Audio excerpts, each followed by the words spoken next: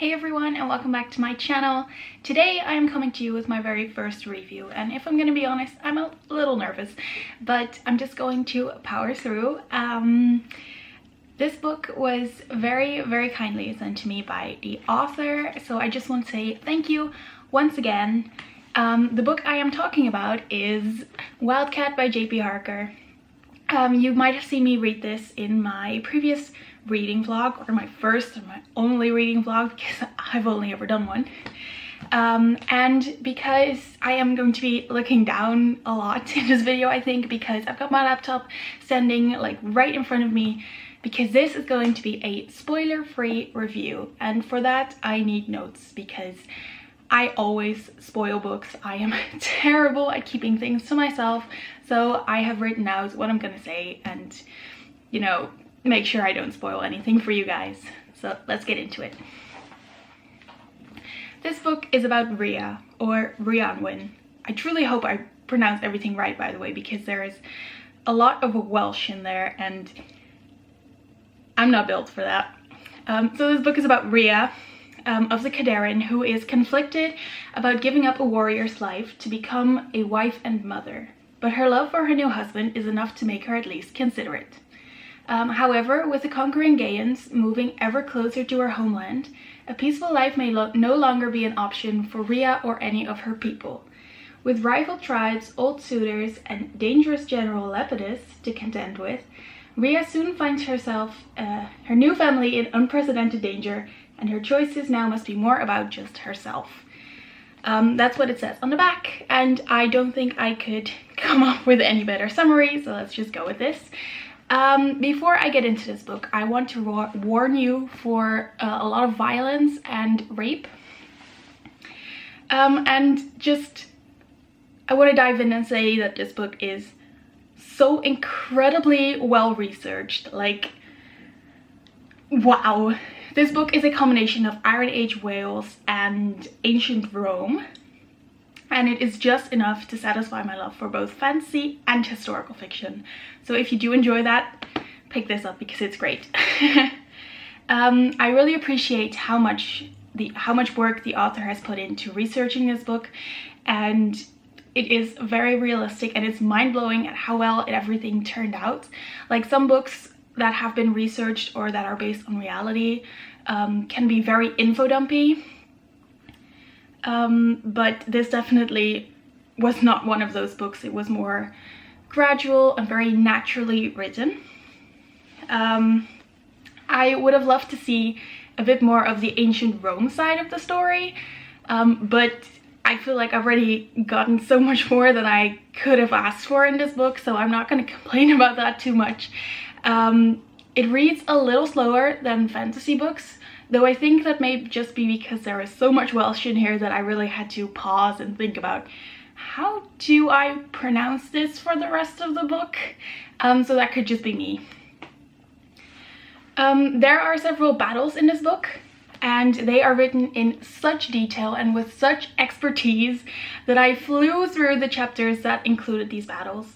Though to be fair, I kind of flew through the rest of the book as well.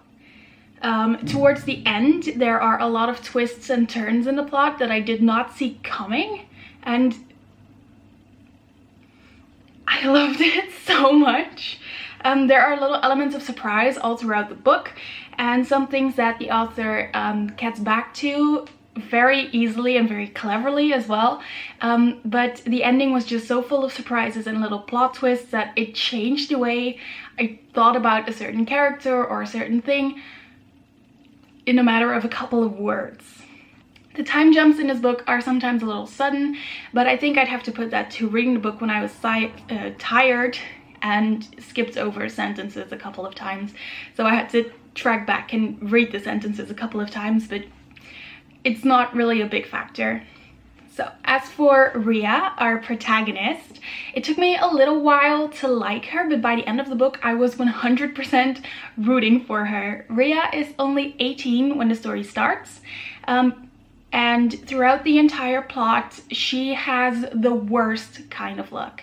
She loses people she loves more than once, she gets raped, she loses herself in grief and ignorance for a while, but she scrabbles her way back up and is more powerful than ever.